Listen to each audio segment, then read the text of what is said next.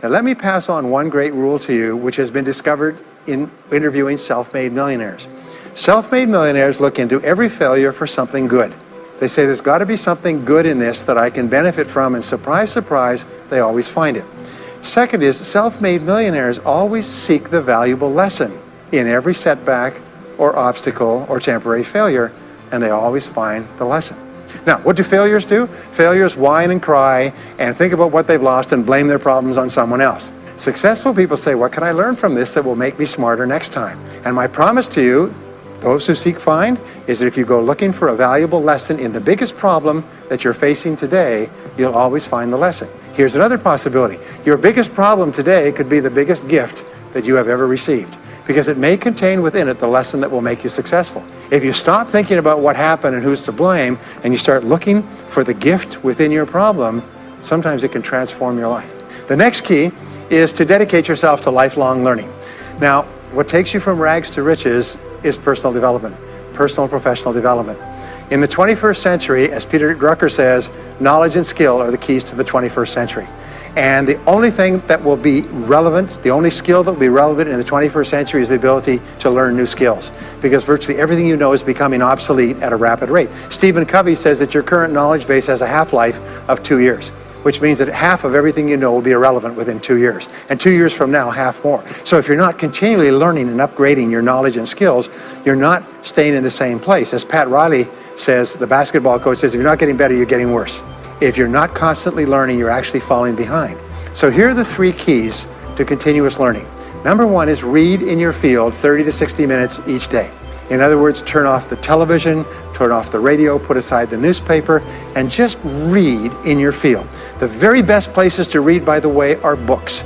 Read books, the best-selling books written by the most successful people in your field, because books contain a wealth of riches that can enable you to function at a far higher level, to get much better results than you could before. So read 30 to 60 minutes a day. I've had people tell me, countless people over the years, that reading an hour a day has doubled and tripled their income within a year. The second thing you do is take every course that you possibly can. The courses and seminars that are available to you in your field, that are given by professionals, that are courses that have been developed over years and years and years. They have been tested and tested and tested. The person who is talking to you for several hours has spent thousands of hours learning their subject. They have dry tested this or done test runs with thousands of other people. When you take a course, you can learn enough information in 1 or 2 days, more than you could learn in 2 or 3 years or maybe even a lifetime, all distilled and put together. People say, I can't afford a course. You cannot afford not to buy books. You can't afford not to go to courses. Some years ago, I had a dentist, and he was a very successful dentist. I was recommended to me by a friend. And this dentist retired at the age of 53. And just before he retired, he sold his practice for about $2 million. Just before he retired, he told me why. He said about 8 years before, he had attended a dental congress in Hong Kong. This is from California. He'd flown all the way to Hong Kong to attend this International Dental Congress because there were specialists giving private lectures, sort of plenary sessions on the side. And he attended this session, and it was on a particular technique of cosmetic surgery that this dentist had developed that no one else knew, where you could basically straighten out a person's entire front jaw so they look beautiful at a very low cost, at a very high level of effectiveness. He came back and he began implementing this in his practice. People began flying from 500 to 1,000 miles away. Every dentist sent their families, members, and themselves to this dentist. He was able to charge whatever he wanted to charge. He said 8 years later, he retired as a self-made millionaire at the age of 53 to enjoy his money for the rest of his life from what he learned from one session at one convention at one course. Now, that is a true story, and maybe it's an exception, but you can never tell where the information is going to come from. The third way that you can upgrade your skills is listen to audio programs in your car. The average driver drives 500 to 1,000 hours a year, 25 to 50,000 miles. If you listen to audio programs in your car, according to the University of Southern California, you will get the equivalent of almost full-time university attendance just listening to learning material as you drive around. It can totally and profoundly change your life. Very, very important. Here's an interesting point. The more you commit yourself to becoming the best person you can be, the more you like yourself and respect yourself, the more energy you have, the bigger goals you set for yourself, the more you persist. When you invest in yourself and you read and learn and upgrade your skills, you're telling yourself, wow, I am a person with a great future, and it's up to me to maximize my potential. And your self-esteem goes up, your self-respect goes up, your sense of personal pride goes up, and you started to get promoted more and paid more in every part of your life. Get around the right people. This is a key for becoming a self-made millionaire. Dr. David McClellan at Harvard did studies for 25 years looking into why it is that some people succeeded greatly in life. What he found was as much as 99% of your success in life is going to be determined by what he called your reference group. Your reference group are the people with whom you habitually associate. They're the people that you associate with at work, the people you associate with home, your church, your political party, your social circle. What he found in working with people is that changing a person's reference group totally transformed the way they think. Why? It's because we are like chameleons, and we absorb through the skin the attitudes, the opinions, the behaviors, the style of dress, the style of speech of the people with whom we associate most of the time. If you start to associate with winners most of the time, you find that they have a totally different worldview. They're positive, they're upbeat, they're focused, they're learning, they're growing, they're positive at what they're doing, and you start to become like that. Next is be prepared to climb from peak to peak. One of the keys to becoming a self-made millionaire is to realize that life is never one continuous train, it's always up and down. So it goes up. Like if you climb a mountain peak, you have to go down into the valley before you climb the next peak. So all of life is cycles and trends. All of life is cycles and trends, and there's up cycles and there's down cycles, and there's up trends and there's down trends. The question is, what is the general direction of your trends? We say this, is that life is 2 steps forward and 1 step back. Successful people focus on the 2 steps forward, and then they protect themselves on the downside, so that each time there's a step back, they're still further ahead than they were before. The next one, which is to develop resilience and bounce back. Developing resilience and bouncing back is one of the key qualities of self-made millionaires, because as I said right at the beginning, most things won't work. This is a very interesting point, is that you're going to be knocked down over and over again, and what we know, as my friend Charlie Jones says, is you have to bounce, don't break. And when things go wrong, bounce. And so what I learned many years ago was this interesting technique of what is called mental rehearsal.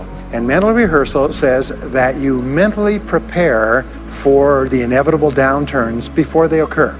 So you say, all right, in the course of life, things are going to go wrong, but when they do, I'm not going to become upset.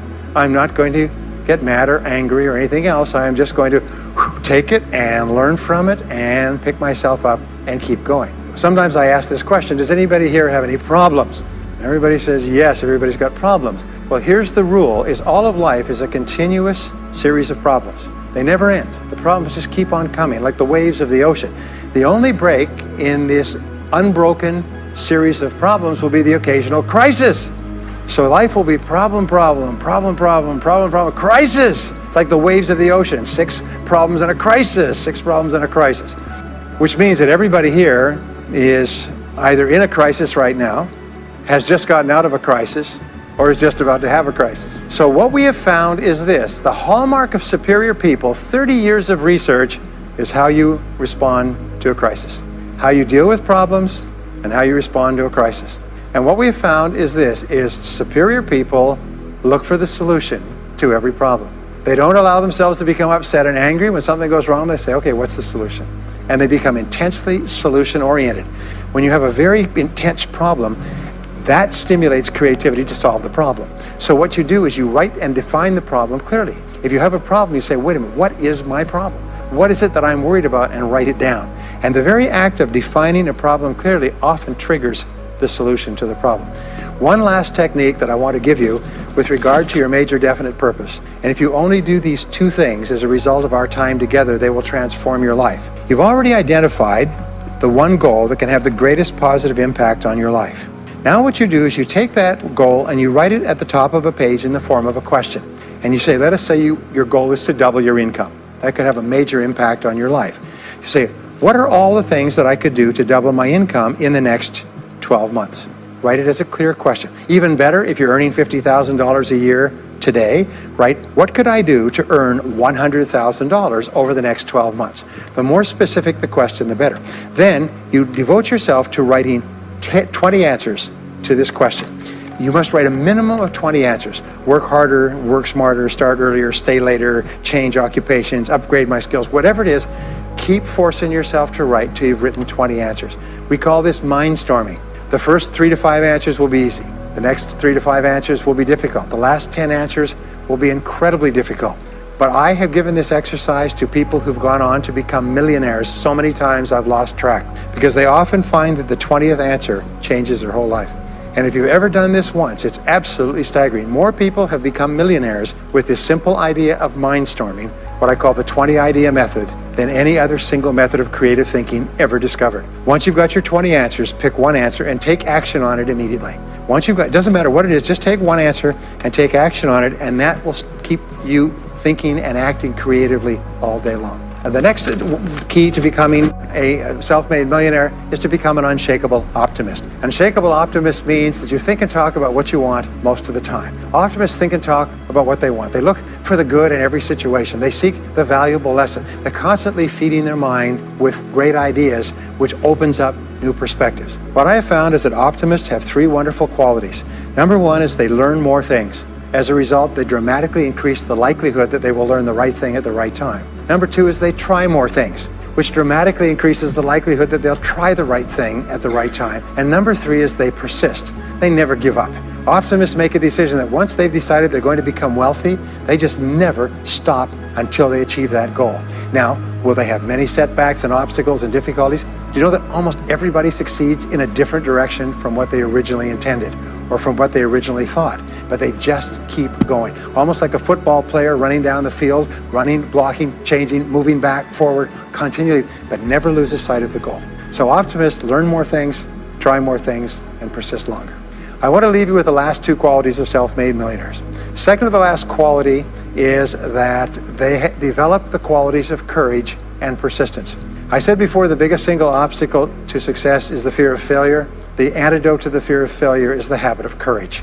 And what we know is that you need 2 types of courage to succeed. The first type of courage is the courage to begin. It's the courage to launch with no guarantees of success. Someone once said that if all obstacles must first be removed, nothing will ever get done. So successful people are willing to think, plan, make decisions, and then take action with no guarantees. We say leap and the net will appear. Take action with no guarantees and then learn. The second part of courage is the courage to endure. It's the courage to persist. It's the courage to keep on keeping on. It's to make the decision in advance that you will never give up. No matter what happens, you will never give up. You will get knocked down over and over again, but you'll never give up. And the interesting thing is if you make that decision in advance, you'll find yourself continually bouncing back. So courage means the courage to begin and the courage to endure. And the final quality of self-made millionaires, and Napoleon Hill called this the master key to riches. After studying 500 of the richest people in American history, he said it's the quality of self-discipline. It's the ability to make yourself do what you should do, when you should do it, whether you feel like it or not. The quality of self-discipline is the quality that will make you a big success. It's the ability to force yourself to do what you know you should do. And here is the wonderful discovery. This persistence is self-discipline in action. Every time you persist, you build your self-discipline. Every time you practice self-discipline, you build your ability to persist. And the 2 of them are tied into your self-esteem. So the more you persist, the more you like yourself. And the more you like yourself, the more discipline you have. And the more discipline you have in practice, the more you like yourself. As a result, the more you persist. And eventually you get onto an upward spiral where you become absolutely unstoppable. You reach the point where you know you can achieve the goal and nothing in the world can stop you. And every step that you take forward makes you stronger and stronger and stronger until finally people say, I know one thing about him, I know one thing about her. You cannot stop him or her. Once they decided they want something, they will not stop until they get it. And when you develop that quality, there will be nothing that is impossible to you. So let me just leave you with these last points. We're living at the very best time in all of human history. More people are going to make more money in the next few years than have ever been made in all of human history. More people are going to become millionaires and are becoming millionaires today at a faster rate than we've ever thought possible. And no one is better than you and no one is smarter than you. And if you do what other self-made millionaires do, then nothing in the world can stop you from eventually getting the same results as other self-made millionaires. And I hope you do. A beautiful line I read not long ago said, the best way to predict the future is to create it, which means to have a vision, and even though the vision is in the air or the sky, then build a foundation under your dreams. And when you see men and women who rise from poverty and obscurity to fame and renown, you invariably see someone who had a vision of what they could be and have and do that was far beyond what they were. Every one of us has had an experience. At one time when we were small, we had a vision of being grown up and having our own cars. And as we grew older, we had a vision of having our own homes and our own families. And as we grew older, we had a vision of traveling and going to Europe. We fulfill all our visions. The wonderful thing is this, is that we always tend to achieve our goals. The problem is that our goals are set so low that even when we do achieve them, they don't turn us on. They don't fill us with enthusiasm. So dream big dreams, if you like, and focus on results, not activities. This is the key. Be clear about the results that you're trying to accomplish. This is one of the keys of peak performance, by the way. All peak performers are result-oriented. All losers or underachievers tend to be activity-oriented. And in activity orientation, what they do is they work very, very hard. Sometimes they work frantically. Sometimes they work longer hours than you do, but they lose sight of the results. Ben Trigo, the strategic thinker, said, "The very worst thing in the world is to do very efficiently what need not be done at all." And many of us work very, very hard to do very efficiently what need not be done at all. And anybody who's ever had employees will tell you that every single day you come across your employees doing something very diligently, but it's completely irrelevant to the success of the business. So focus on results. Here's a key question to ask yourself in your working life. I think it's one of the most important key questions. I'll give you two. Number one is, what results are expected of me? What results are expected of me? Not what activities, but what results or what outputs, what am I supposed to produce in my job? A second question you can ask yourself is, why am I on the payroll? Why am I on the payroll? What results are expected? The results that are expected of us in selling are sales. And the only time that we are working is when we are doing something that contributes directly to that result. Isn't that true? But of course, why do we do the other things? I've come to the conviction that the reason why we do the other things is because they are fun and easy rather than hard and necessary. I think the major reason why people fail in life, if I can pass this on, which wasn't part of this, but the major reason why people fail in life is because of the expediency factor. That we always do, and we always take the fastest and easiest route to get the things that we want. But the fastest and easiest route in life is almost always the route to failure. It's short-term gain for long-term pain. We do what is fun and easy today instead of what is hard and necessary, and then we have to do what is hard and necessary at the end of our life when it's too late. And you'll find that the willingness and the ability to discipline yourself, to be clear about what it is you want, to be clear where you're going, to be clear about the results that you're expected to accomplish, and then to only work on those results. The ability to discipline yourself to do that is absolutely critical for success. It is not possible to conceive of a person being successful who is not capable of disciplining themselves to do what is hard and what is necessary rather than what is fun and easy. And especially when it comes to managing your time, when it comes to looking at what you should do on a day-to-day basis, focus on results, not activities.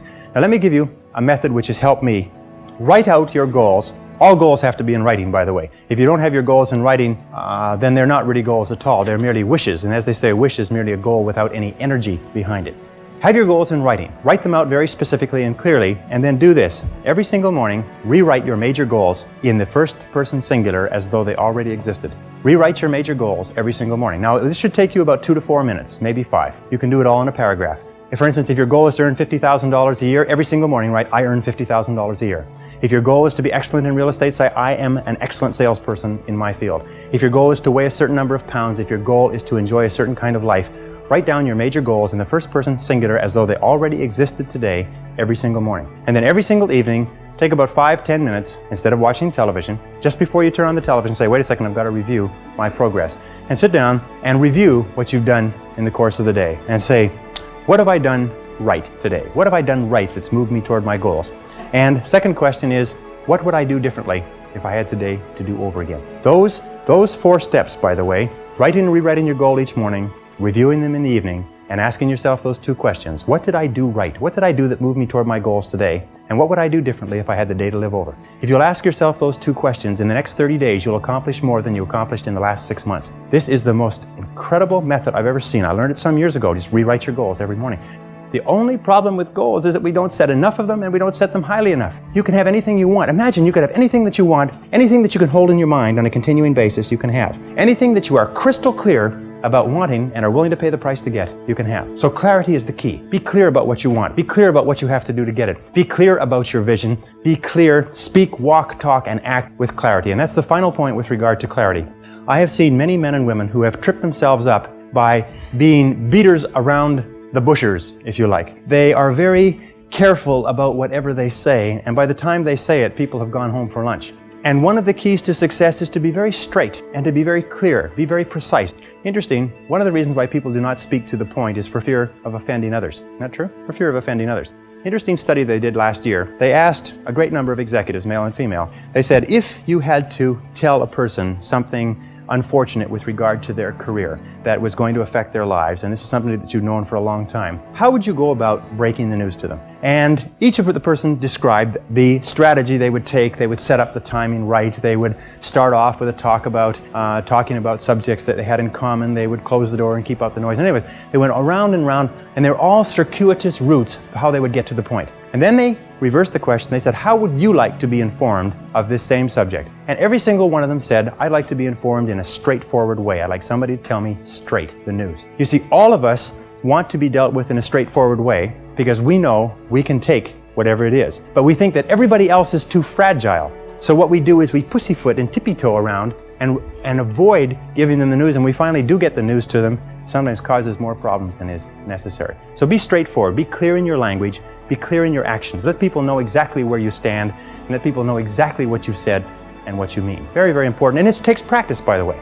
Every single one of these habit patterns, every single one of these qualities has to be learned by practice.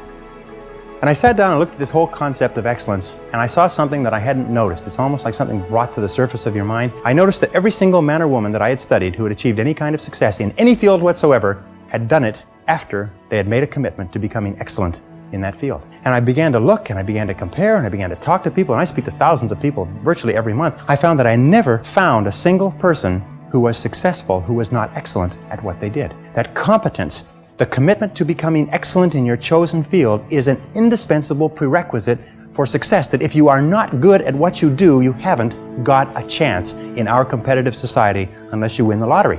That success is predictable if you commit yourself to becoming excellent. It does a whole lot of other things within your mind, but if you commit yourself to becoming excellent, it changes everything about you. And only the top 5 or 10% are excellent. You've heard the rule, the 80-20 rule, the Pareto principle, that the top 20% of salespeople make 80% of the sales, that the bottom 80% of salespeople make 20% of the sales. Do you know what the difference, the ratio is there? The ratio is the difference between 16 to 1. That the average income of the people in the top 20% is 16 times the average income of the people in the bottom 80%. Now, let me ask you a question. Does it mean the people in the top 20% are 16 times better than the people in the bottom 80%? 16 times more experience? Do they work 16 times the number of hours?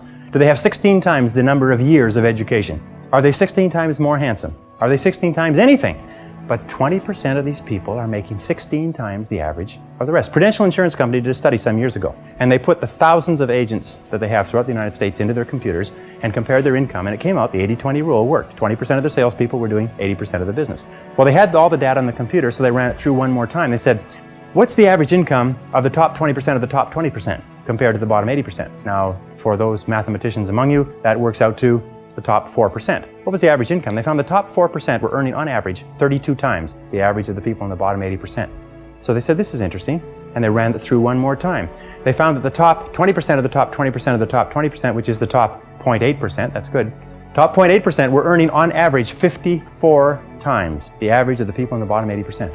What they found is that in every state and in every major city where they had an office with a large number of agents working out of it, there was one agent who was selling the same product at the same price to the same people with the same competition under the same circumstances, under the same set of difficulties in the economy, who was earning 50 times the amount of the average adult. That there were 50 agents in the office and one person was earning more than all of them put together. Isn't that amazing? And one of the things they found is that the key to this was that each one of these agents had made the commitment to become excellent early in their career. They didn't say, I'm going to go into this and I'm going to earn a living. They said, I'm going to go into this and I'm going to be the best. You must commit yourself to excellence. You must commit yourself to becoming the best. And the wonderful thing is that excellence is a journey. It's not a destination. You never get there. Complacency and satisfaction are the key enemies of excellence. But once you commit yourself to becoming excellent, the whole world opens up for you. A very important point of excellence is it just means simply this: do your best every time out and always strive to do it better. Do your best every time out and always strive to do it better. Remember, it's usually the last 5 or 10% of any job or project that makes all the difference. And what we do is we get to 90% done, and then we start to drag our heels. We start to put the paperwork aside. We start to think of excuses. We start to do what is fun and easy rather than what is hard and necessary. And if you're going to do anything at all, the only time you're going to get any joy out of it is if you do it well. You see, when we do something well, It gives us a feeling of self-esteem and pride. We feel like a winner. But if we do things in an average way, it doesn't give us anything. You notice that? It doesn't give us anything. We do it in an average way, it doesn't give us anything. But if we do it in a really exceptional way, it makes us feel wonderful about ourselves. You see, you don't have to be a quantum leap different from somebody else. You just have to be a little tiny bit different in the critical areas that make a difference. And you can achieve that simply by making it a goal, setting it as a goal, and working on it. You can become anything that you want to become. The harder you work, the better you get. The harder you work, the better you get. You know, in our society, there's a lot of controversy over why should I work so hard for my job? The fact of the matter is that less than 5% really succeed. That's less than 5% of the population really succeed at life. Of 100 people working today, only 1 will be wealthy when they retire. 4 will be financially independent. 15 will have some savings. 80% will be broke and dependent upon charities and pensions. Only 1 or 2% of people in each generation really makes it in life. And in every single study, those people who make it are those who work hard, hard, hard. And if you think that it's hard to be successful, try being a failure. Try coming to the end of the trail with no money, dependent upon pensions, and you don't know what hard is until you try living like that. But if you work hard, the average self-made millionaire in America works 12 to 13 hours a day, works about 60 to 65 hours a week. I'll tell you this with regard to hard work, that in our society, you only work 8 hours a day for survival. Everything over 8 hours is for success. If you're only working 8 hours a day, you better have a rich uncle, or you better have somebody else who's going to take care of you, because 8 hours a day only gets you survival in our society. Because it's so competitive that somebody else is working 9, they've got an edge on you. Somebody else is working 10, they've got a bigger edge on you. Every hour over 8 that you invest is an investment in your future, is an investment in your success. And if you put in the hours over 8, whether it's studying or reading or working, if you put in the hours, it will pay off, and it will pay off in spades. It's like throwing seed in the ground. When you throw a seed in the ground, the plant that comes up is not just one seed, it's hundreds of seeds. There's a crop that you put in, but you must put the seed in the ground first. The market only pays excellent rewards for excellent performance. It pays average rewards for average performance. It pays below average rewards for below average performance. And I talk to men and women all over America who are unhappy, and they're sad, and they don't like their work, and you know why? It's because they're not good at what they're doing. Well, let me give you a couple of key points. First of all, you'll never have a feeling of self-esteem and self-worth. You'll never feel wonderful about yourself until you know that you are good at what you're doing. Number 2 is if you do not love your work enough to want to be the best at it, get out of it the way you would get out of a burning house. Do not stay at a job that you do not love, because it is the high road to failure, dissatisfaction, frustration, and unhappiness in life. Develop a sense of urgency. A sense of urgency is a quality that is possessed by only 2% of the population. 2% of the population do things fast. 2% of the population have a bias for action. Imagine if you owned a company and you had 2 people in the company, and both of them were reasonably well talented, both of them were doing reasonably well, except one person had a sense of urgency and did things fast. And every time you give them something to do, they took it and they ran with it like a ball player catching a fumble and running for the goal line. The other person got to it after lunch, or maybe next Monday, or no rush, week's almost over, Thursday afternoon, and so on. Which one would you give additional responsibility to? Which one would you promote? Which one would you spend money training? Which one would you send to places where you needed help? It's always the person with a sense of urgency. The Gallup organization that just did a wonderful book called The Great American Success Story, they surveyed 1,500 people in Marquis Who's Who in America, 1,500 of the most respected men and women in America, and they asked them, what do you consider to be the most important single quality of success? And they agreed almost unanimously on common sense. Just common sense. Good common sense. As my friend Charlie Jarvis says, the average person has an enormous amount of common sense because they haven't used any of it yet. You can train your mind to have common sense. You can train your mind to think things through before acting. In my experience, action without thinking is the cause of every failure. Action without thinking is the cause of every failure. And common sense comes from taking the time to think things through before you act. Listen to your intuition. Your intuition is one of the best guides that you possibly have. You know from some of the other work that we've done is that each person has inside them an intuitive sense which will always give you the exact right answer for you. They've done some studies between men and women. When they test women's intuition, you've heard of women's intuition, everybody's heard of women's intuition, they find that when you give men and women tests and they're asked to answer on the basis of their intuition, men's intuition is equally as accurate as women's intuition. The only difference is that in real life, women have the intelligence to listen to their intuition, which is why they're smarter than men. And men do not listen to their intuition. Instead, they override their intuition because they're trying to get something they want the fastest and easiest way, even if their gut feeling says don't do it.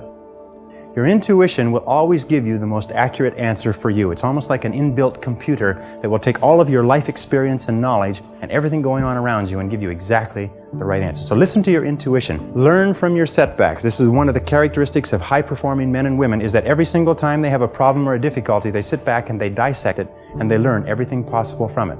They try to develop general principles.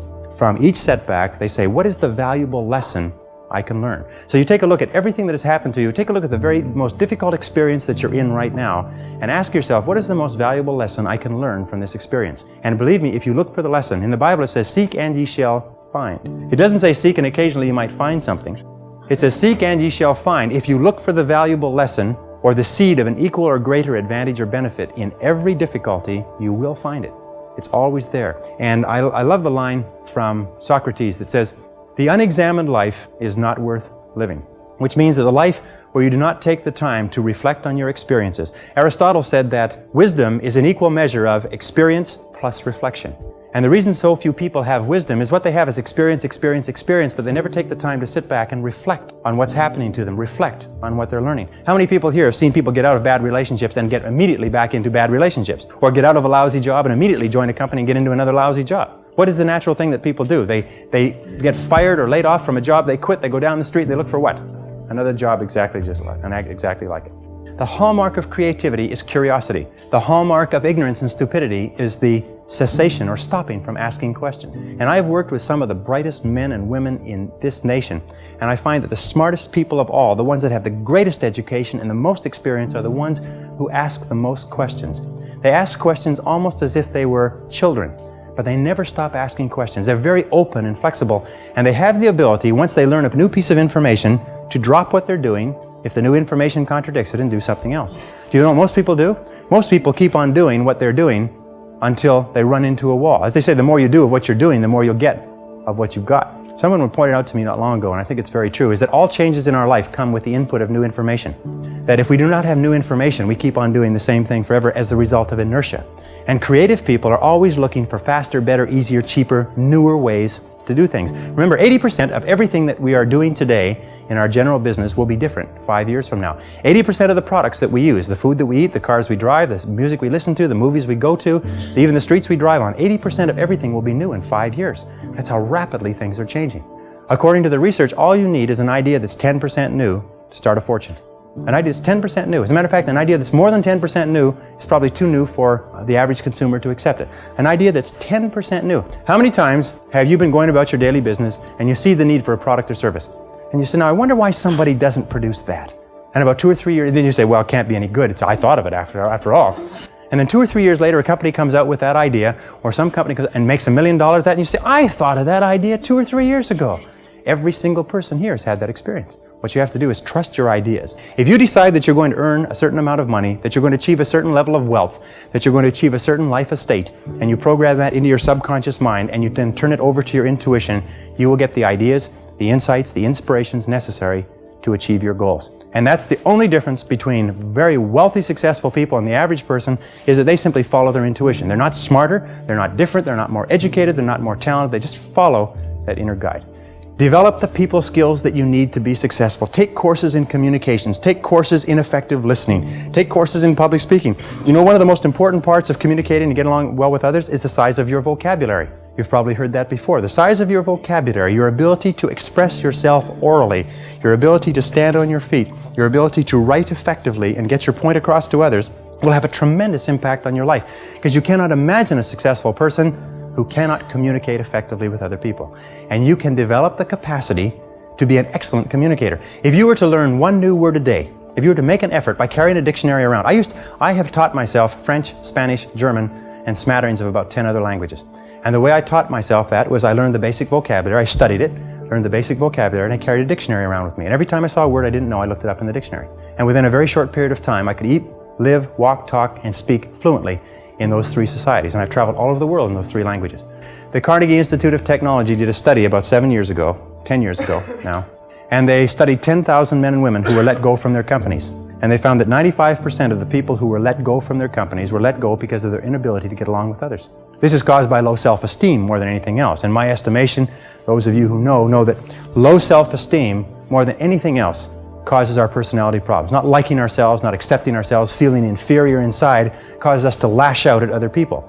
And the wonderful thing is that if you're clear about your goals and you're committed to becoming excellent and you concentrate single-minded on what is important to you, you have a tendency to like yourself more. Your self-esteem goes up. Your ability to get along with other people goes up. But if you have no goals and you're not very good at what you do and you're just doing whatever comes to hand, then your self-esteem goes down. Becoming a self-made millionaire is not the important thing. What is really important is the person you have to become a self-made millionaire. When I started off in this many years ago, I came from very poor beginnings. I did not graduate from high school. I finished in the half of the class that makes the top half possible. When I left school, I dropped out of high school. I could only get laboring jobs. I was told, by the way, if you don't get a good education, you won't do well in life. Don't get good grades, you won't get a good job. Don't go to college, you won't do well, and so on. And I believed that for a long time until I found there's hundreds of thousands, millions of people who dropped out of high school who went on to become millionaires and billionaires as well. The reason I say that to you, by the way, is don't let it hold you back. Don't let any experience that you've ever had in your life act as a brake on your potential, because there's hundreds of thousands of people who've had it worse than you could ever dream of who've gone on to accomplish wonderful things. So I worked at laboring jobs for several years. I worked in construction. I worked on farms and ranches. I worked in factories putting nuts on bolts hour after hour. And one day, in a state of frustration, I began asking this question: why is it that some people are more successful than others?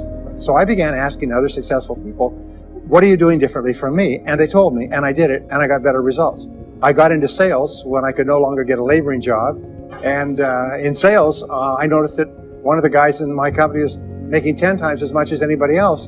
And he was selling the same product out of the same office at the same price to the same people under the same conditions. And he was making 10 times as much as anybody else. So I went and asked him, what are you doing differently from me?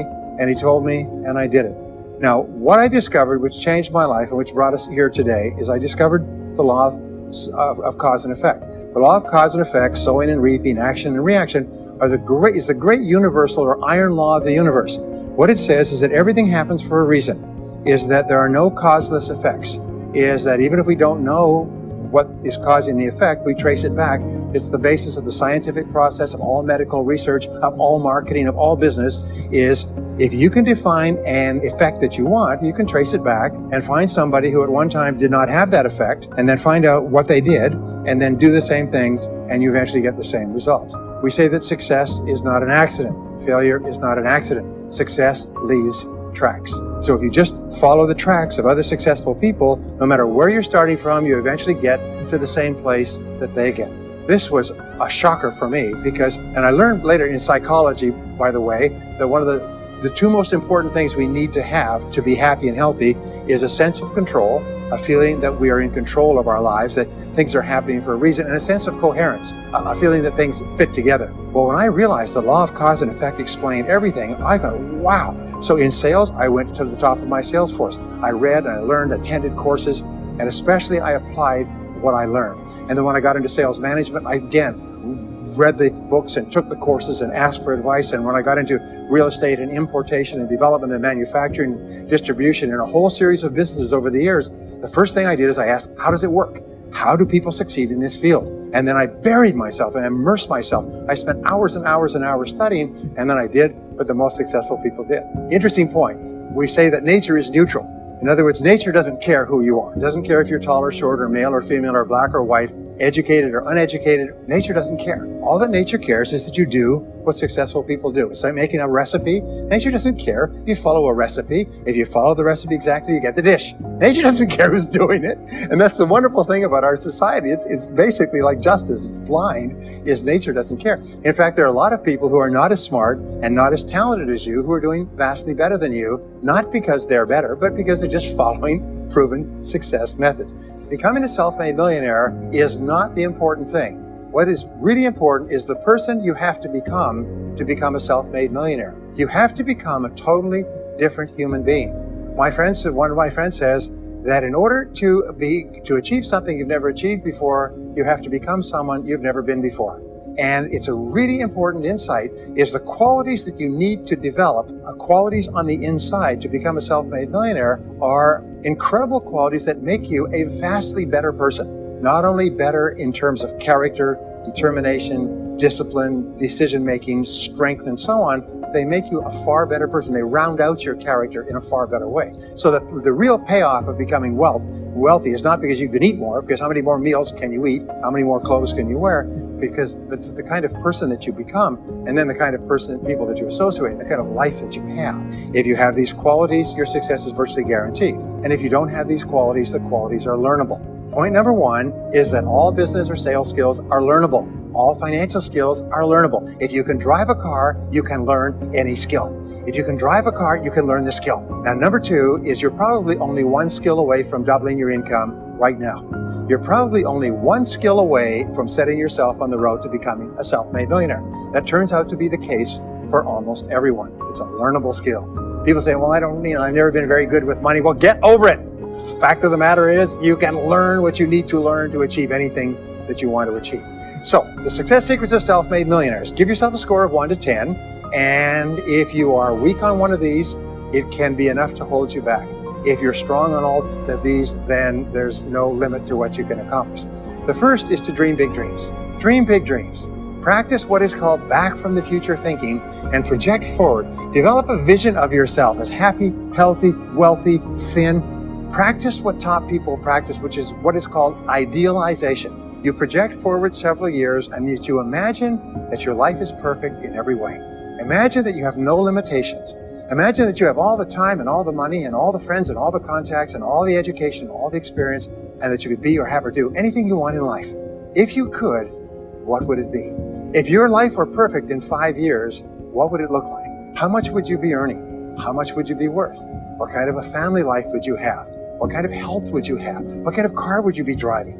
What would your life be like if you could wave a magic wand and make it perfect in every way? Now, what we have found is this is the starting point of great riches, and it's the starting point of great success in life, is for you to have a dream or a vision of a wonderful future. Number two is to do what you love to do. Whenever you find people who are really successful in life, they're people who do what they love to do. They love their work. The great rule for success in life is to find something that you love to do and then find a way to make a living doing it. Now, when you find what you love to do, it'll be something that gives you energy, it motivates you, it enthuses you. It's probably something that you were meant to do from the time you were born. And when you ask self-made millionaires, what sort of work do you do? They'll often say, I've never worked a day in my life. I just do what I like to do. Number three is commit to excellence. Now, this is really, really important, and I had a hard time with this as a young man because I was never good at anything. I was never picked for any team, and if I was picked, I was the first person cut. I got lousy grades in every class. I got fired from multiple jobs. I even got fired from a job pumping gas once. I got fired, I went from job to job, and then I discovered that all people who are successful are excellent at what they do. You know the old question they asked Willie Sutton, the bank robber, why do you rob banks? He said, well, that's where the money is. Well, being in the top 10% is where the money is. So what you have to do is you have to pay any price and make any sacrifice to get into the top 10% in your field. Now, here's the good news. If you're doing what you love to do, you will want to be in the top 10% in your field. If you don't want to be excellent at what you're doing, it means you're in the wrong field. It just means that you're marking time, you're treading water. And there's a lot of people who are in their field and they do their job and they go home at night, they don't think about their work and so on. And this kind of an attitude means that you have no future. You have a very shaky present. That crackling sound you hear is the ice breaking under your feet, okay? And you have no future, because if you're not doing what you love to do and throwing your whole heart into it, you're just marking time. But everybody is designed so that there is something that you love to do that you can do well. And the fact that you love it means that you probably have the ability to excel at it. So make this decision to get into the top 10%. Let me tell you what changed my life. Here I was struggling in my late 20s, and I learned this. It was a breakthrough thought, is that everybody's in the top 10% started in the bottom 10%. Everybody who's doing well was once doing poorly. Everybody who is at the top of your field today was once not even in your field at all and didn't even know it existed. What that means is that if you're willing to pay the price and work hard and make the sacrifices, you can get into the top 10%. Now, how long does it take? It doesn't take a week or a month. Most people are really impatient. And to achieve mastery in your field takes 5 to 7 years. People say 5 to 7 years. Geez, I'll be 5 to 7 years older before I start enjoying the big rewards. Well, how much older will you be in 5 to 7 years? Anyway, Now here's an important point. Are you ready? The time is going to pass anyway. The time is going to pass. 5 to 7 years from now, 5 to 7 years will have passed. The only question is, are you going to be at the top of your field, or you're still going to be down there with the mediocre 80%? And the wonderful thing is this is nobody's better than you and nobody's smarter than you. If anybody else is at the top of their field, it means that you can be at the top of your field. Just go to them and find out how they got there, because they started at the bottom. Now, it may take longer for some people and less for others, but everybody who puts one foot in front of the other and keeps moving eventually gets it. And that's where all the rewards are. Not only that, that's where all the joy in life is. When you're really good at what you do, you feel wonderful about yourself. You're respected and esteemed by everybody around you. You can write your own ticket. You can open any door when you're good at what you do. Because you get up in the morning and you know you're good. And that is more important than the rewards that go with it. The next key is to develop your unique talents and abilities. Every single person is designed from infancy with special talents and abilities that if you develop them to their height can enable you to accomplish anything you want in life. Everyone is genetically structured to be able to do something superbly, to do something they enjoy, to do it well, and to get great satisfaction from it. Peter Drucker often asks the question, what are you good at? What are you good at today?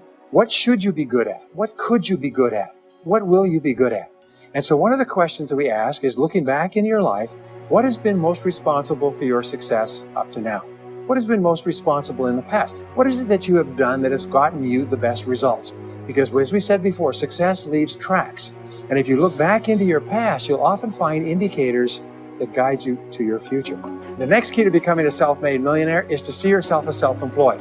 What we found is the top 3% of adults in our society see themselves as self-employed. They see themselves as in charge of their own lives. When I started off my career as a young man, I was 21 years old, working as a construction laborer, living in a one-bedroom apartment, broke, taking buses 2 hours every morning to get to work and buses 2 hours to get back. I still remember that, and I still remember a light going off one evening. I was sitting there in my little apartment, in my little kitchen alcove, and I suddenly realized that I was responsible, that I was in charge of my own life, that no one was coming to the rescue. And it was one of the great turning points in my life. So what you find is that all exceptional people are highly responsible people. They look upon themselves as self-employed. Sometimes I'll ask an audience, I'll say, how many people here are self-employed? And some people will raise their hand and some won't. I'll say, now what's the true answer to this question? And the true answer is that everyone is self-employed. The biggest mistake you could ever make is to ever think you work for anyone else but yourself. Even if someone else signs your paycheck for you all your life, the most valuable people in any organization are the people who treat the company as though it belongs to them. They see everything that happens as affecting them personally. They're not the 9-to-5ers, the no-hopers that say, I go to work, when I'm not at work, I don't think about my work. These people, somebody has told them that's a clever way to think. It's the way losers think.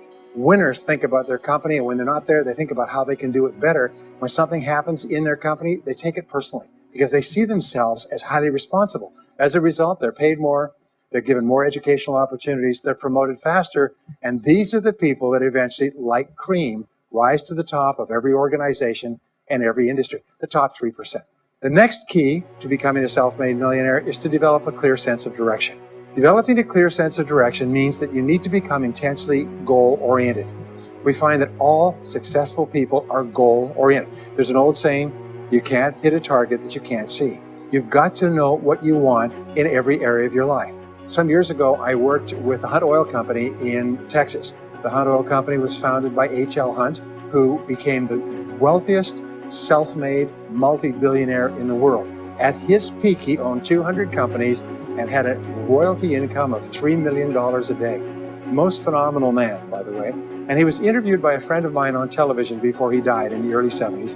And he was asked, what are the secrets to success?